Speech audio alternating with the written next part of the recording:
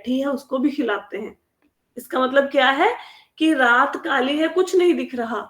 उसमें कुआं के अंदर तो और अंधकार है, उसमें भी कुछ नहीं दिख रहा। उसके अंदर काला पत्थर बिल्कुल ही नहीं दिखेगा, उसके ऊपर काली चींटी बैठी है। हम देख सकते हैं? नहीं देख सकते, लेकिन भगवान उस चींटी को भी खिलाते हैं। तो मैंने बहुत बार आपको कथा में ये बात बताई कि हमें जीवन में टेंशन नहीं लेनी चाहिए। अगर आप इस बात को याद करेंगे तो हो सकता है जीवन में कभी आपको कोई टेंशन चल भी रही हो वो दूर हो जाए। क्या कि जब भगवान काली रात में काले कुएं में काले पत्थर के ऊपर काली चींटी को देख के उसको भोजन देते हैं, तो मुझे क्यों नहीं देंगे? तो ये आप जब एग्जाम्पल याद करोगे तो आपको समझ आएगा। अभी आगे चलते हैं। सूत उवाच। कल हमने 1 से लेके 10 तक श्लोक किए थे। अच्छा, पहले तो सृष्टि बनाते हैं, फिर पालन करते हैं, अंत में उसको समेट भी लेते हैं। ऐसा नहीं कि सृष्टि बनाई अब ऐसे चलती रहेगी ना, फिर उसको विलीन भी कर लेते हैं खुद में। अब ये सारी चीजों का वर्णन सुखदेव गोस्वामी जी करेंगे कि कैसे भगवान सृष्टि की रचना करते हैं, कैसे उसका पालन करते हैं, कैसे समय आने पर सृष्टि का संहार करते हैं। सूतुवाच। सूत गोस्वामी ने कहा, जब राजा ने सुखदेव गोस्वामी से इस प्रकार प्रार्थना की वे भगवान की सृजनात्मक शक्ति का वर्णन करे, तो उन्होंने इंद्रियों के स्वामी श्री कृष्ण का ठीक से स्मरण किया और उपयुक्त उत्तर देने के लिए इस प्रकार बोले। अब जब परीक्षित महाराज ने ये प्रार्थना करी सुखदेव गोस्वामी को कि कृपया मुझे बताएं भगवान कैसे सृष्टि की रचना करते हैं, पालन करते हैं, संहार करते हैं, तो सबसे पहले उन्होंने भगवान का ध्यान किया और फिर मंगलाचरण किया, फिर उसका आंसर देने के लिए रेडी हो गए। आपने देखा होगा जब हम लोग कथा शुरू करते हैं तो कथा शुरू करने से पहले हम लोग मंगलाचरण करते हैं ना, ओम अज्ञानतिमिरान्धस्य ज्ञानांजन शलाकया। तो कहीं पे भी कोई कथा होएगी तो उससे पहले मंगलाचरण जरूर करेंगे। भगवान की महिमा का वर्णन, भगवान को याद करना, भगवान को विनती करना कि आप हम पर कृपा करें कि हम लोग इस कथा को सही ढंग से बोल पाए, श्रोताओं को संतुष्ट कर पाए, उसके लिए भगवान से प्रार्थना की जाती है। लेकिन सुखदेव गोस्वामी जी ने जब परीक्षित महाराज को कथा सुनाई तो उन्होंने सीधे सीधे, आपने देखा होगा, परीक्षित महाराज ने प्रश्न पूछे और सीधे सीधे सुखदेव गोस्वामी जी ने उसका आंसर देना शुरू कर दिया। उन्होंने मंगलाचरण नहीं किया। क्यों मंगलाचरण नहीं किया? ऐसा नहीं कि वो मंगलाचरण भूल गए थे करना, नहीं, वो भूले नहीं थे। उनको परीक्षित महाराज के प्रश्न इतने सुंदर लग रहे थे कि वो फटाफट उसका आंसर देना चाहते थे। जैसे कोई व्यक्ति, अब आप तो भगवान के भक्त हैं, अगर कोई इंसान आपको कहे कि क्या आप मुझे माला करना सिखा देंगे, क्या आप मुझे हरे कृष्ण महामंत्र सिखा देंगे, तो आपके मन में एक आनंद नहीं आएगा कि हाँ मैं सिखाता हूं। भले ही आप कितना जरूरी काम भी क्यों नहीं कर रहे होंगे, आप अपना काम छोड़कर भी हरे कृष्ण महामंत्र सिखाएंगे ना? सिखाएंगे कि नहीं सिखाएंगे? सिखाएंगे, है ना? तो ऐसा नहीं कि आपके हाथ में जो जरूरी काम है जो आप कर रहे हैं उसको करना भूल गए, नहीं, वो काम आपको याद है। सपोज करो कोई इंसान क्या कर रहे हैं, सपोज आप चलो ऐसा एग्जांपल लेते हैं कि आप खुद ही माला कर रहे हो, आप बैठे और आप खुद मंदिर में बैठ के हरे कृष्ण महामंत्र की माला कर रहे हो। कोई नया व्यक्ति आया, वो कहेगा, माता जी क्या आप मुझे हरे कृष्ण महामंत्र सिखा देंगे? तो आप अपनी माला छोड़ के उसको सिखाओगे ना? ऐसा तो नहीं बोलोगे कि नहीं मेरे पास समय नहीं है, पहले मैं अपनी माला पूरी करूंगी फिर तुम्हें सिखाऊंगी, ऐसा नहीं ना, पहले सिखाओगे ना। इसका मतलब क्या है? क्या आप माला करना भूल गए? नहीं, आपको याद है कि मुझे माला करनी है, लेकिन फिर भी माला छोड़ के उसको सिखाया। क्यों? क्योंकि उसका प्रश्न बहुत अच्छा है। कोई नया व्यक्ति प्रश्न पूछ रहा है, मंत्र कैसे किया जाए, आपके मन में कितना उत्साह होता है उस प्रश्न को सुनकर, है ना? तो इसी प्रकार सुखदेव गोस्वामी भूले नहीं थे मंगलाचरण करना, लेकिन परीक्षित महाराज के प्रश्न ही इतने सुंदर थे कि जीवन में मनुष्य का कर्तव्य क्या है, उसको क्या करना चाहिए, क्या नहीं करना चाहिए, क्या सुनना चाहिए, क्या नहीं सुनना चाहिए, मरने वाले व्यक्ति को क्या करना चाहिए, इतने सुंदर प्रश्न। अब हम लोगों ने कभी जिंदगी में ये प्रश्न किसी से किया? हम लोगों की उम्र हो गई है, सपोज कोई 25 साल का, 30, 35, 40, 60, 70 का हो गया, कभी किसी संत के पास जाके प्रश्न किया कि महाराज जी हम लोग दुनिया में तो आ गए हैं, लेकिन भगवान ने हमें दुनिया में भेजा क्यों है? उनका उद्देश्य क्या है, हमारे जीवन का कर्तव्य क्या है, किसी ने नहीं पूछा होगा। तो बहुत कम लोग ऐसे हैं जो जाकर गुरु के पास, संत के पास जाके ये प्रश्न करते हैं। लोगों को प्रश्न पूछना नहीं आता, या तो वो संसार की भौतिक चीजों के बारे में पूछते हैं या अपने सुख के बारे में पूछते हैं कि मेरा ये दुख कब कम हो जाएगा, मेरे बेटे की नौकरी नहीं लग रही, वो कब लग जाएगी, है ना? या फिर मेरे घर में झगड़ा रहता, वो कब खत्म हो जाएगा। नॉर्मली लोग ऐसी समस्याएं लेके ही संतों के पास जाते हैं। और बाय चांस कभी पूछा भी जाए कि अच्छा कोई प्रश्न पूछो, तो प्रश्न पूछना ही नहीं आता। हमें ये भी नहीं पता कि संतों से प्रश्न क्या करना चाहिए, हमें संतों से प्रश्न ही नहीं पूछना आता। तो जब परीक्षित महाराज ने ऐसे प्रश्न पूछे, और ये प्रश्न परीक्षित महाराज ने अपने लिए नहीं पूछे थे, ये प्रश्न हमारे लिए पूछे थे। जो अर्जुन को भगवान कृष्ण ने भगवत गीता का ज्ञान दिया, वो अर्जुन के लिए नहीं था। अर्जुन तो भगवान का पार्षद था, नित्य संगी था। वो भगवत गीता का ज्ञान हमारे लिए दिया गया था। तो जो परीक्षित महाराज ने प्रश्न पूछे, वो हम लोगों के लिए थे, ताकि हमें पता लगे जीवन का उद्देश्य क्या है। क्या परीक्षित महाराज को मुक्ति नहीं मिली हुई थी? उनको तो पहले से मुक्ति मिली हुई थी। क्यों? क्योंकि वो पांडवों के वंशज हैं, अर्जुन के बेटे के बेटे हैं। अर्जुन कौन? जो भगवान के प्रिय मित्र हैं, उनके साथी हैं, उनके भाई भी लगते हैं। तो अर्जुन के जो पोते हैं, भगवान उनको मुक्ति नहीं देंगे? जरूर देंगे। तो परीक्षित महाराज तो पहले से मुक्त आत्मा थे। तो फिर इतना सब कुछ क्यों हुआ? श्रीमद् भागवतम सुनाना, ये प्रश्न पूछना, ताकि हम जैसे लोगों का कल्याण हो। हम लोगों के कारण ये प्रश्न पूछे गए हैं। तो समझ आया कि सुखदेव गोस्वामी जी ने पहले मंगलाचरण क्यों नहीं किया? इसलिए नहीं किया क्योंकि उनके प्रश्न अच्छे लगे परीक्षित महाराज के, तो फटाफट से उत्तर देना शुरू कर दिया, बोलना शुरू कर दिया। लेकिन अब सुखदेव गोस्वामी जी मंगलाचरण करेंगे।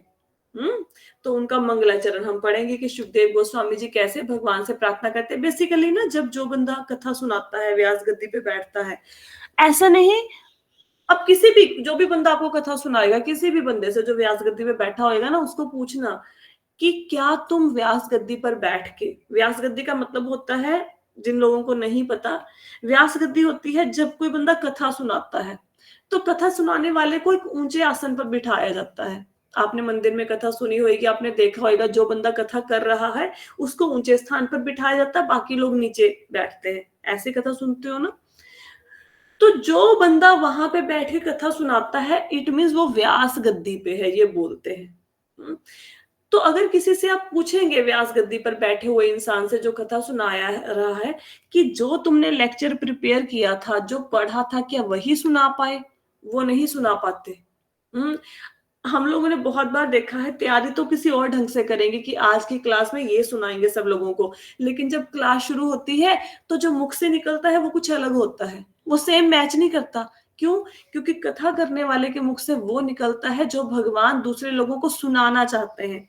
आपने बहुत बार ये कथा में अनुभव किया होगा कि आपके मन में कोई बात चल रही है, आपके मन में कोई प्रश्न चल रहा है, फिर जब कथा को हम विश्राम देते हैं, तो आप बोलते हो ना कि माता जी, मेरे मन में ये प्रश्न था, तो आज की कथा में आपने उस प्रश्न का उत्तर दे दिया, है ना? तो क्या मुझे आपका प्रश्न पता होता है? नहीं, मुझे तो नहीं पता कि आपके मन में क्या चल रहा है, मैं कौन सा अंतर्यामी हूं, है ना? लेकिन भगवान को तो पता है ना।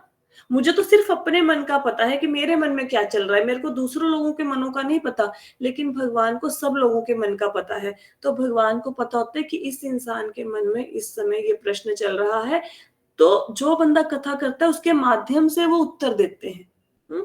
तो भगवान इट मीन्स आपसे कनेक्ट करते हैं, direct one two one connect करते हैं आपसे, है ना? अब जैसे इसको एक और तरीके से समझते हैं इस बात को। अब जैसे आपको सरकार बिजली देती है, घर में जो बिजली आती है, आपके पंजाब स्टेट इलेक्ट्रिसिटी बोर्ड जैसे, वो वहां से आपको बिजली आती है ना, तो आपको क्या लगता है, जो हमारे मुख्यमंत्री हैं वो डायरेक्टली आपके घर तक बिजली पहुंचा रहे हैं? नहीं। उन्होंने आगे बिजली बोर्ड में कुछ लोग भर्ती किए हुए हैं, इलेक्ट्रिसिटी बोर्ड में, जो कि उनके रिप्रेजेंटेटिव हैं, वो आपको बिजली देते हैं। अब आपके घर में बिजली में कोई प्रॉब्लम आई, आपका बिल ज्यादा आया, आपका मीटर खराब हो गया, तो किसके पास जाओगे? आप भगवंत मान के पास जाओगे? नहीं। प्राइम मिनिस्टर, उनके चीफ मिनिस्टर के या मोदी जी के घर पे चले जाओगे कि मेरे घर का मीटर खराब है? नहीं। क्या करोगे आप? कहाँ जाओगे? इलेक्ट्रिसिटी बोर्ड में। जो भी बंदा कुर्सी पे बैठा होएगा उससे बोलोगे कि भाई मेरा मीटर खराब हो गया है, मेरे घर में बिजली नहीं आ रही। ऐसे होता है ना, डायरेक्टली हम उन तक नहीं जाते। इसी प्रकार भगवान भी आपसे आदान प्रदान करते हैं, आपसे बातें करते हैं। वो कैसे करते हैं? वो किसी के थ्रू आपसे बात करते हैं। जैसे कथावाचक के थ्रू बात कर ली, या फिर आपने कोई भागवतम खोली, भगवत गीता खोली, उसमें से कोई पेज खोला, आपको प्रश्न का उत्तर मिल गया तो बुक के थ्रू आपसे बात कर ली, या फिर कई बार सपने के थ्रू भी आपसे बात करते हैं। मन में कोई दुविधा चल रही होती है तो सपना आता है, सपने में आपको अपनी बात का आंसर मिल जाता है। क्लियर हुआ? तो भगवान ऐसा नहीं, आपको पता क्या लगता है कि मैं तो कुछ नहीं कर रहा या कुछ नहीं कर रही, मैं तो घर में सिर्फ एक हरे कृष्ण महामंत्र की माला फेर रही हूँ। क्या भगवान को पता होगा कि मैं कहाँ बैठी हूँ? मैं पूरी सृष्टि में, पूरी सृष्टि का छोटा सा पार्ट है पृथ्वी, उसमें छोटा सा भाग है इंडिया, उसमें छोटा सा भाग पंजाब, उसमें छोटा सा शहर लुधियाना, उसमें छोटा सा मेरा घर, उसके किसी कोने में बैठ के छोटा सा जीव मैं, मेरे मुख से एक बार हरे कृष्णा निकला तो क्या भगवान को सुनाई देगा? बिल्कुल सुनाई देता है। वो बिल्कुल सुनाई देता है, क्योंकि भगवान हम लोगों जैसे नहीं है। हमें तो कमरे की बात सुनाई दे रही है, कमरे में जो लोग हैं उनकी बातें सुनाई दे रही हैं, हमें दूसरे के घर में क्या हो रहा है वो हमें सुनाई नहीं दे रहा, क्योंकि हमारी इंद्रियां अपूर्ण है। ठीक है, लेकिन भगवान को सब पता चलता है। तो भगवान जो भी उनके नाम का जाप करता है, उनकी महिमा का गान सुनता है, उनकी कथा सुनता है, भगवान उनसे बातें करते हैं, और आपको ये फील होता होगा। राइट? तो अभी हम करेंगे मंगलाचरण, जो सुनेंगे, जो कि सुखदेव गोस्वामी जी ने गाया। तो सबसे पहले उन्होंने भगवान को प्रणाम किया सुखदेव गोस्वामी जी ने। नेक्स्ट श्लोक पे चलते हैं। श्री शुकुवाच, सुखदेव गोस्वामी ने कहा, मैं उन पूर्ण पुरुषोत्तम भगवान को सादर नमस्कार करता हूँ जो भौतिक जगत की सृष्टि के लिए प्रकृति के 3 गुणों को स्वीकार करते हैं। वे प्रत्येक शरीर के भीतर निवास करने वाले परम पूर्ण है, उनकी गतियां अचिंत्य हैं। तो सुखदेव गोस्वामी जी सबसे पहले भगवान को नमस्कार करते हैं, और इससे पिछले चैप्टर में हम लोगों ने नमस्कार के महत्व को पढ़ा था। क्या पढ़ा था? कि यमराज आदेश देते हैं, धर्मराज यमराज क्या आदेश देते हैं अपने, जब मैंने कथा सुनाई थी, अपने यमदूतों को बोलते हैं कि किसी भी उस व्यक्ति को मेरे पास ना लेके आना जिसने एक बार भी भगवान को नमस्कार किया है। कहते हैं ना, ठीक है? तो जो भगवान को नमस्कार करता है उसको यमराज के दर्शन नहीं होंगे, फिर नरक में नहीं गिरोगे आप। तो भगवान को सुखदेव गोस्वामी जी नमस्कार करते हैं। किन भगवान को? जो भौतिक जगत की सृष्टि के लिए प्रकृति के 3 गुणों को स्वीकार करते हैं। प्रकृति के 3 गुण कौन से हैं? रजोगुण, सतोगुण, तमोगुण। ठीक है? लेकिन भगवान में कौन सा गुण है आप बताओ? सतोगुण है, रजोगुण है या तमोगुण है भगवान में? भगवान में कोई भी गुण नहीं से ऊपर है। हाँ, भगवान इन गुणों से ऊपर है। जो हम दुनिया में जो लोग सतोगुण में है ना, उसमें सतोगुण भी तमो और रजोगुण का मिश्रण होता है। अब हम कथा सुन रहे हैं, अभी हमारे अंदर सतोगुण है, थोड़ी देर में बच्चा आके आपका शोर मचाएगा, कथा सुनने नहीं देगा, तो आपको गुस्सा आ जाएगा, आप उसको डांटोगे कि भाग जाओ यहाँ से, मेरी कथा में आप डिस्टरबेंस कर रहे हो। तो तमोगुण आके मिल गया ना। तो हमारा जो सतोगुण होता है वो भी मिश्रित होता है, उसमें भी रजो और तमोगुण मिला होता है। पूरी तरह से पूरे दिन हम सतोगुण में रहे, ऐसा कोई दिन हमारे जीवन में नहीं आया होगा। लेकिन भगवान सतोगुण, रजोगुण, तमोगुण से ऊपर है, वो शुद्ध सत्व में स्थित है। लेकिन अब सृष्टि की रचना करनी है, सृष्टि की रचना करनी है, सृष्टि का पालन करना है, सृष्टि का संहार करना है, उसके लिए गुण होने चाहिए, तभी सृष्टि की रचना होगी ना। जैसे सपोज करो मैं आपको बोलूं घर बनाना है, अब घर बनाने के लिए आप बताओ सतोगुण, रजोगुण, तमोगुण में से कौन सा गुण होना चाहिए? कब घर बनेगा? माता यस, जी रजोगुण। रजोगुण के द्वारा। क्यों? क्योंकि रजोगुण में क्या होता है? पैसे की तरफ भागना है, पैसा इकट्ठा करना है, सब कुछ है ना। तो अगर किसी में रजोगुण ही नहीं है, वो घर कैसे बनाएगा भाई? है ना। अच्छा, अब मैं आपको बोलूं कि ये आपके सामने कुछ भी पड़ा है ना, चलो सपोज करो आपको किसी बच्चे के ऊपर गुस्सा आया, मैं आपको बोलूं इसको एक चपेट मारो, ठीक है? तो कौन सा गुण होगा तब उसको चपेट मार पाओगे? तमोगुण। तमोगुण। तमोगुण। तमोगुण। तमोगुण। तमोगुण। तमोगुण। तमोगुण। तमोगुण। तमोगुण। तमोगुण। तमोगुण। तमोगुण। तमोगुण। तमोगुण, है ना। या फिर कोई चीज है, आपने उस चीज को डिस्ट्रॉय करना, आपको गुस्सा आया, कोई घर में बर्तन पड़ा, आपने बर्तन ही फोड़ना है, तो कैसे फोड़ोगे, तमोगुण होएगा, तभी गुस्सा आएगा, तभी बर्तन फोड़ोगे ना, है ना। तो सृष्टि की रचना करनी है मतलब रजोगुण चाहिए, सृष्टि का पालन करना है मतलब सतोगुण चाहिए। सतोगुण मतलब क्या, जैसे जब आप घर के अपने बच्चे के लिए, आपका बच्चा आया बहुत ज्यादा भूखा है, तो या फिर आप लड्डू गोपाल जी के लिए भोजन बनाते हैं, उनको भोग लगाते हैं, है ना, तो सतोगुण में होते हो ना। जब बच्चे के लिए भोजन बना रहे हो, उसमें रजोगुण भी नहीं है, तमोगुण भी नहीं है, फिर सतोगुण है ना। ठीक है। तो अब पालन करना है तो पालन करने के लिए सतोगुण चाहिए, और अगर संहार करना है, पूरी सृष्टि को समाप्त करना है, तो उसके लिए कौन सा गुण चाहिए, सृष्टि को खत्म करना है तो कौन सा गुण चाहिए, तमोगुण। तमोगुण चाहिए। यस। तो भगवान, हालांकि भगवान रजोगुण, सतोगुण, तमोगुण से परे हैं, ये तीनों गुण भगवान के ऊपर कोई असर नहीं डालते, लेकिन फिर भी भगवान इन तीनों गुणों को स्वीकार करते हैं। कैसे स्वीकार करते हैं, भगवान ब्रह्मा जी का रूप धारण करके रजोगुण लेते हैं, भगवान विष्णु जी का रूप धारण करके सतोगुण लेते हैं, और भगवान शिव जी का रूप धारण करके तमोगुण को स्वीकार करते हैं। ठीक है। अब ये लाइन समझ आई, जो भौतिक जगत की सृष्टि के लिए प्रकृति के तीन गुणों को स्वीकार करते हैं। क्लियर हुआ कि हाँ जी। भगवान को सतो रजो तमोगुण से कुछ नहीं लेना देना, हम मतलब सृष्टि की रचना करने के लिए, पालन करने के लिए, संहार करने के लिए एक्सेप्ट किए। और ऐसा नहीं कि ब्रह्मा जी भगवान से भिन्न है, वो उन्हीं का रूप है। ऐसा नहीं है कि शिव जी भगवान से भिन्न है, वो उन्हीं का रूप है। ठीक है। अब जैसे फॉर एग्जाम्पल बेबी जी क्या करते हैं, स्कूल में पढ़ाते हैं। अब जब वो घर पे आते हैं तो घर का काम करना शुरू कर देते हैं, लेकिन जब वो बच्चों की क्लास लेते हैं तो वो उस टाइम पे टीचर होते हैं। तो जो स्कूल में बेबी जी पढ़ा रहे हैं और जो घर पे काम कर रहे हैं, क्या वो दोनों अलग अलग है, नहीं है, तो वो एक ही ना। अब संजय जी फैक्ट्री में जाके काम करते हैं, संजय जी घर पे अपने बच्चे के साथ भी टाइम स्पेंड करते हैं। तो जो घर पे बच्चे के साथ टाइम स्पेंड करते हैं वो, और जो फैक्ट्री में जाके काम करते हैं, क्या वो दोनों अलग अलग हो गए, नहीं, दोनों एक ही है। लेकिन कभी वो कोई काम कर रहे हैं तो कभी वो कोई काम कर रहे हैं, तो एक ही ना। तो ये इसका मतलब है, वो प्रत्येक शरीर के भीतर निवास करने वाले परम पूर्ण हैं, और उनकी गतियां अचिंत्य हैं। अब देखो, हमारे शरीर के अंदर कौन है, कौन से भगवान है हमारे शरीर के अंदर, क्षीरोदक्षाय विष्णु। क्षीरोदक्षय विष्णु। ठीक है। तो वो हमारे अपने हैं, जो आपके क्षीरोदक्षय विष्णु है वो अलग है, जो मेरे क्षीरोदक्षय विष्णु है वो अलग है।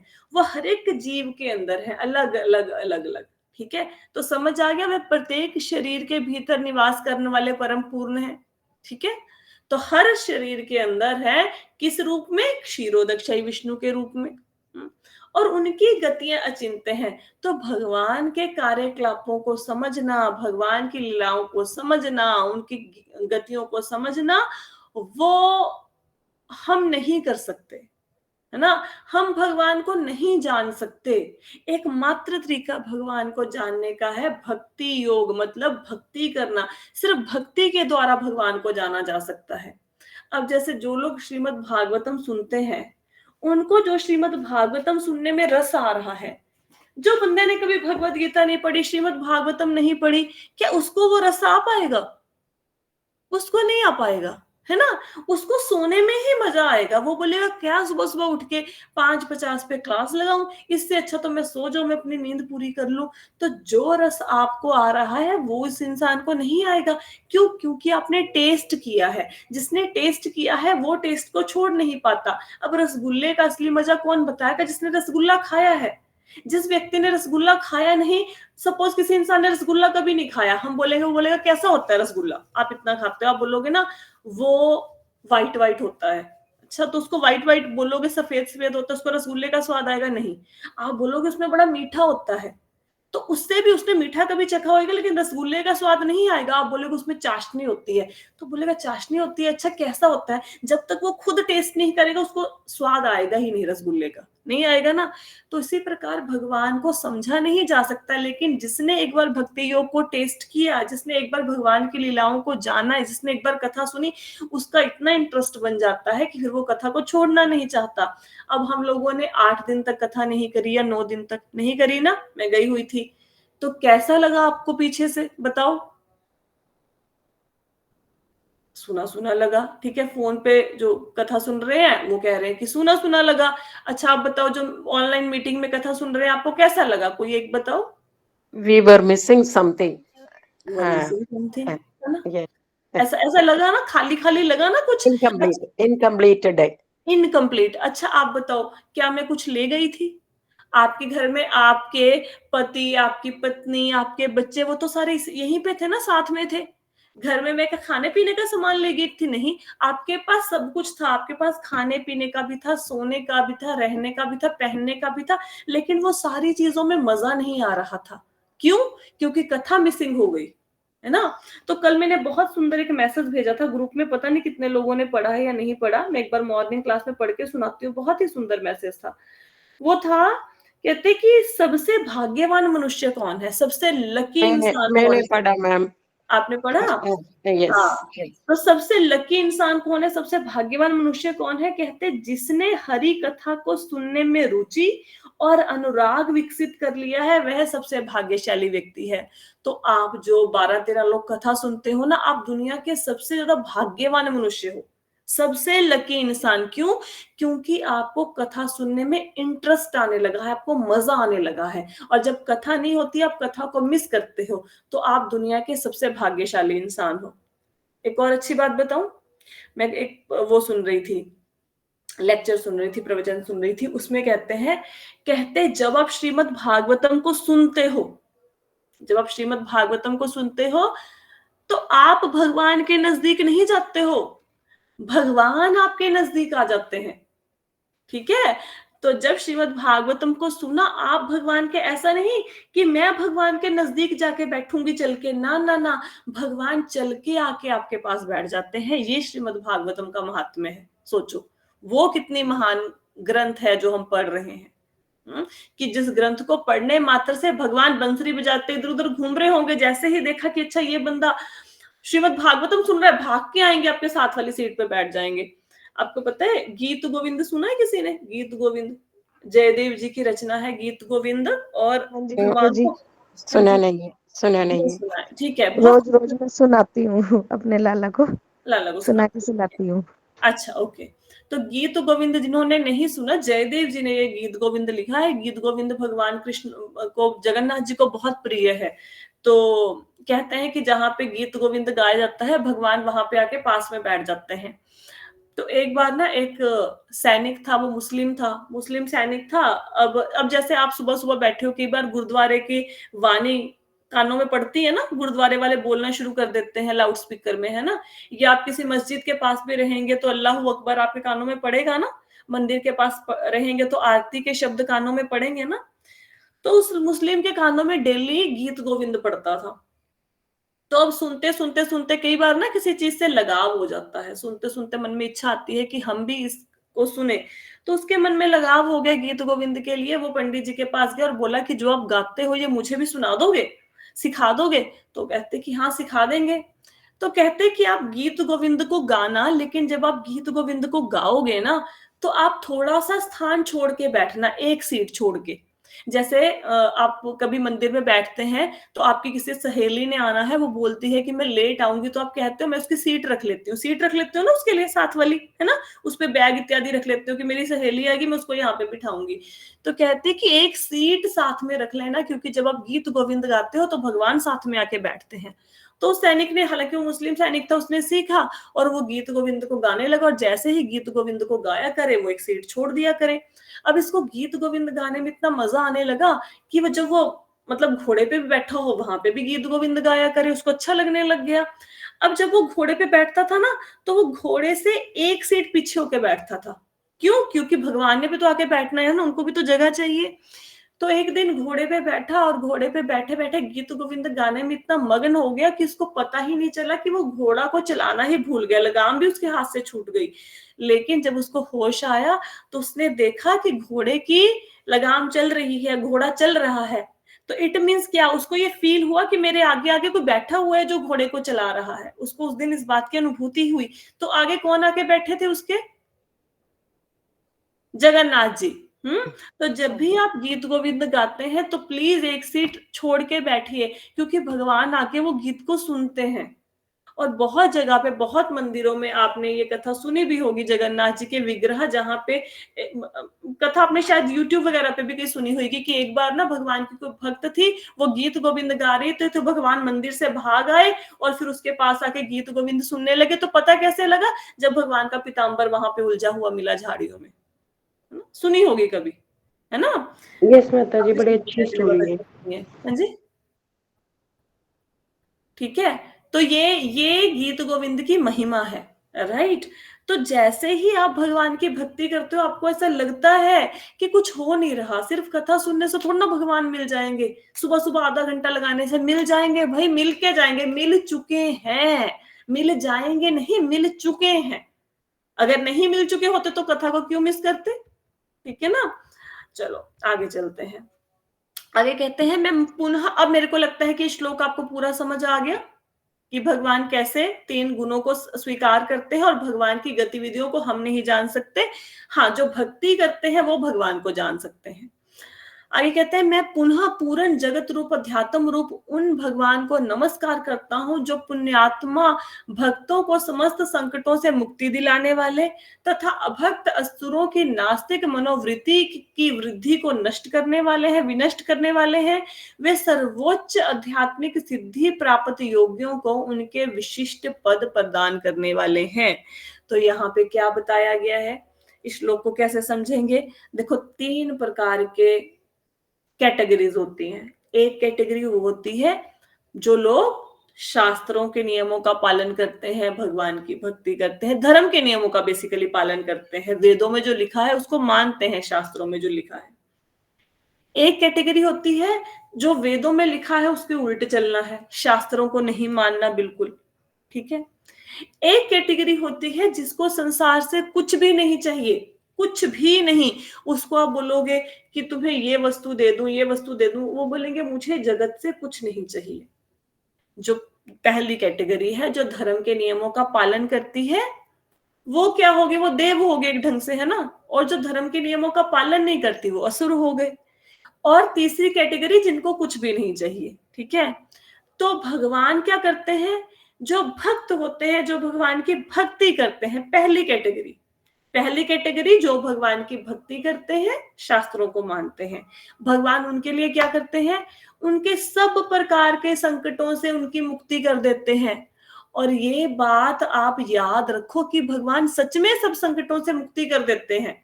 सच में इस बात को समझो आप। आपने देखा, अब मैंने जगन्नाथपुरी जाना था यात्रा पे, तो एक दिन पहले क्या हुआ? मसल स्पाज्म हो गया।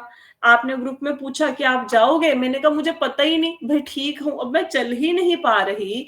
अब 27 को मैंने जाना है, 25 को आपका मसल स्पाज्म हो गया, बेड से 26 तारीख तक उठ नहीं पा रहे हो, आपको किसी की हेल्प लेनी पड़ रही है उठने के लिए, चल ही नहीं पा रहे हो, घिसट घिसट के चल रहे हो, तो आप सोच सकते हो कि आप 10 दिन की यात्रा पे चले जाओ। कैसे सोचोगे? नहीं, जब चला ही नहीं जा रहा, यात्रा पे जाके कैसे चलोगे? ठीक है। तो भगवान ने क्या किया? भगवान ने, भक्तों ने प्रार्थना करी तो भगवान ने कृपा करके भेजा ना। तो जो कष्ट आया, कष्ट तो आता है, ऐसा नहीं कि भक्तों को कष्ट नहीं आता, कष्ट तो आता है, लेकिन भगवान कष्ट का निवारण भी कर देते हैं। तो भगवान भक्तों के संकटों को मुक्त करते हैं, संकटों से भगवान भक्तों के उनको उभारते हैं।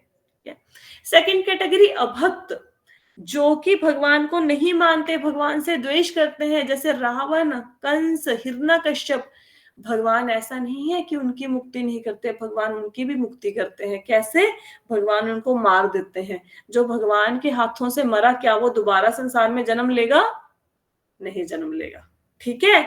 तो भगवान भक्तों की भी मुक्ति करते हैं। जैसे पिता होता है, एक बच्चा है उसका बहुत अधिक पढ़ता है, फर्स्ट आता है, एक बच्चा है कमजोर है नहीं पढ़ता, तो कमजोर बच्चे को अगर पिता चपेट भी लगा दे तो क्या पिता ने उसका बुरा चाहा? नहीं, वो दोनों बच्चों से समान रूप से प्यार करता है। वो चाहता है जो फर्स्ट आ रहा है वो तो आ ही रहा है, जो फेल हो रहा है उसको भी पास कराऊं।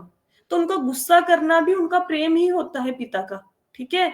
तो भगवान जो भक्त हैं उनको संकटों से उबारते हैं, जो अभक्त हैं, जो असुर हैं, उनको वो मारकर उनको जन्म मृत्यु के चक्कर से पार ले जाते हैं, या फिर उनका मनोवृत्ति चेंज कर देते हैं ताकि वो भक्ति में लगे। जैसे कि मृगारी था, तो मृगारी पहले भक्त नहीं था, बाद में मनोवृत्ति चेंज हुई, भक्त बन गया। ठीक है। तीसरी कैटेगरी परमहंस। परमहंसों को कुछ नहीं चाहिए दुनिया से, कुछ भी नहीं चाहिए। अब उनके ऊपर कोई संकट भी आया वो सह लेंगे, वो कहेंगे ये भगवान का प्रसाद है, उनको कुछ नहीं चाहिए, वो संकट से मुक्ति भी नहीं चाहते। तो जिसको दुनिया से कुछ चाहिए नहीं, वो उनको भगवान क्या देते हैं? उनको भगवान एक चीज चाहिए होती है, क्या? भगवत प्रेम। तो भगवान उनको भगवत प्रेम प्रदान करते हैं। तो भक्तों को संकटों से उभारते हैं, और जो दुष्ट हैं, असुर हैं, राक्षस हैं, उनकी या तो मतलब बुराई को खत्म कर देते हैं उनके अंदर से, या उस दुष्ट को ही खत्म कर देते हैं ताकि उसको दोबारा से जन्म ना लेना पड़े। और जो परमहंस है, जो दुनिया से कुछ नहीं चाहते, उनको भगवान भगवत प्रेम देते हैं, अपना प्रेम देते हैं। ठीक है। अब इस श्लोक पे बाकी की चर्चा कल करेंगे। कोई क्वेश्चन तो नहीं है किसी का? ठीक है, तो कथा को यहीं पे विश्राम देते हैं, बाकी की कथा कल करेंगे। Thank you so much everyone for joining the session. Hare Krishna. Hare Krishna. Hare Krishna. Hare Krishna.